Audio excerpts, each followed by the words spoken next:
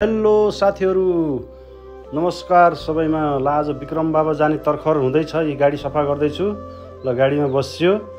अब विक्रम बाबाको यात्रा हुँदैछ ल हाम्रो। ल है साथीहरु, मैले पनि अब भिडियो बनाएर यसो आफू यात्रामा हिँड्दाखेरि हाल्ने गरेको छु युट्युबमा। यसो माया गरिदिनु होला, हेरिदिनु होला। यी ज्वाइँहरूसँग, नातिहरूसँग, परिवारसँग यी विक्रम बाबाको यात्रा, आज विक्रम बाबाको दर्शन गर्ने सोच बनाएर हिँडिएको छ। र हाम्रो विक्रम बाबाको हिन्दू धर्म अनुसार दर्शन गरे भने आफूले मागेका कुराहरू पुग्छन् गरे भन्ने मान्यता रहेछ। त्यसैले दर्शन गर्न आइएको छ। हेरौँ अब के पुग्छ। यी छोरीहरू हिँड्दैछन्, म पनि हिँड्दैछु। अनि यात्रा गर्न चाहिँ यो चितवनको राष्ट्रिय निकुञ्ज मा भित्र पर्दो रहेछ। अब यहाँ जनावरहरूको पनि धेरै डर छ र पनि मान्छेहरू यसरी पुरै दर्शन गर्न आउँछन्। यो चैते दशैं मेलामा विक्रम बाबाको मेला सुरु हुन्छ। यहाँ पूजा सुरु हुन्छ 15 दिन, औँसीदेखि पूर्णिमासम्म 15 दिन ठ्याक्कै सुरु हुन्छ। यो रापती हो। रापती पुलमा रापती नदी तर्दै पारीबाट पनि अझै 2 घन्टा हिँड्नु 10 मिनट जति 2 किलोमिटर जति हिँड्नुपर्छ होला। जङ्गलभित्रको यात्रा पुगेपछि पुगिन्छ। ल पुल तरेर सिद्धियो। अब ल जङ्गलको यात्रा सुरु भयो। अब जङ्गल निकुञ्जभित्रबाट, चितवनको राष्ट्रिय निकुञ्जभित्रबाट जङ्गल यात्रा गर्नुपर्छ। ल हेर्नुहोस् कति सबैजना दैनिक लाखौँ मान्छेले यहाँ दर्शन गर्छन्। यस्तो भिड छ। ल हेर्नु साथीहरू, यस्तो भिडमा मान्छेहरू एउटा हाम्रो हिन्दू धर्ममा अनुसार आस्था एउटा पूजा गरेर यो विक्रम बाबाको फेरि मन्दिर हुँदो रहेनछ। यो मौलामा पूजा गर्ने, रुखको फेदीमा पूजा गर्ने चलन रहेछ यहाँ। अब यहाँको त्यही मान्यता होला। रुखको फेदीमा यसरी पूजा गर्ने बाबालाई सम्झेर यो छोरीहरूले पूजा गर्दैछन्। यसरी पूजा हुँदैछ। ल हेर्नुहोस्, मैले पनि पूजा गर्दैछु। पूजा गर्दै भिडियो खिच्दै गरेछु। के गर्ने, विक्रम बाबाले केही यसो पुऱ्याइदिनु हुन्छ कि मागेको, मनले आँटेको चाहेको भन्ने एउटा आस्थाले पूजा गरिदिएछ। र यहाँ एउटा नयाँ कुरा के लाग्यो भने बाबाको चाहिँ मन्दिर चाहिँ रहेन रहेछ।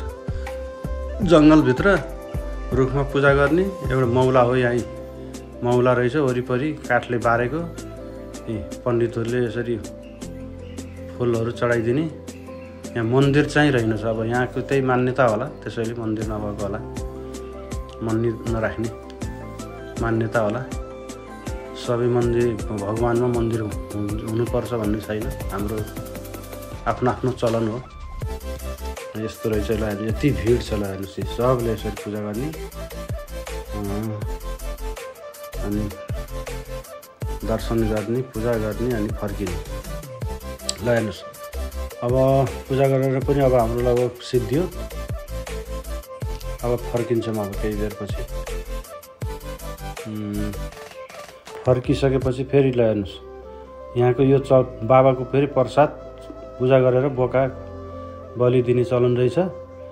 लगेर जङ्गलमा गएर फेरि रापती पारी जङ्गलमा फेरि पिकनिक त्यहीँ पकाउने, सबै आफ्नो इष्टमित्रहरू बस्ने, खाने। यो प्रसाद फेरि घर लान नपाउने, घर लान हुँदैन अरे। विक्रम बाबाको यसरी बसेर खाने। हामी अहिले पूजा गरेर सिद्धिएर आएर भोक लाग्यो। अनि बिचमा बसेर यसो खाजा लैया थियो, खाजा खाइयो। अब पारी गएपछि फेरि त्यहाँ पिकनिक छ।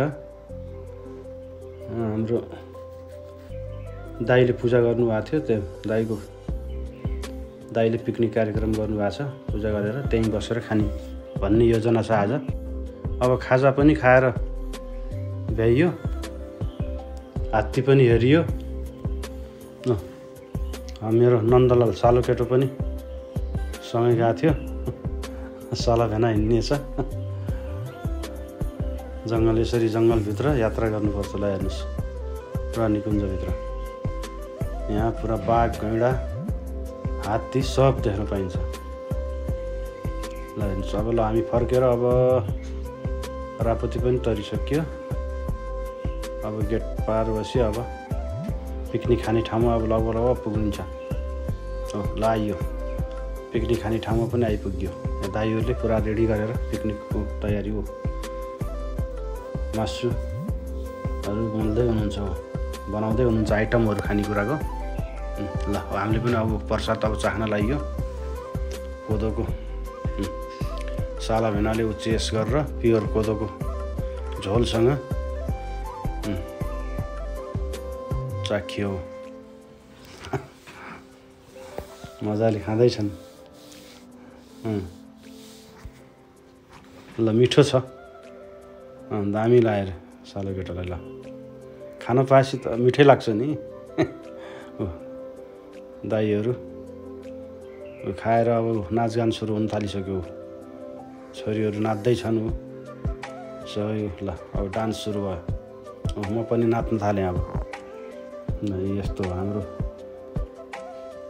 धर्म परम्परामा यस्तै छ। के गर्ने खाने नाच्ने गाउने रमाइलो गर्ने इष्टमित्र भेट्ने। चैत्र दसैँमा विक्रम बाबाको यस्तै चलन रहेछ। रमाइलो गर्ने नाच्ने खाने गाउने यस्तै छ। यस्तै छ यी नाच्दै सबै पालै पालो नाच्दै हुनुहुन्छ। बच्चाहरू सबै आएको छन्। कोही खाँदैछन् कोही नाच्दैछन् कोही बसेर खाँदैछन्। यस्तै रमाइलो छ। जिन्दगी रमाइलो छ। रमाइलो गर्नुपर्छ आफू।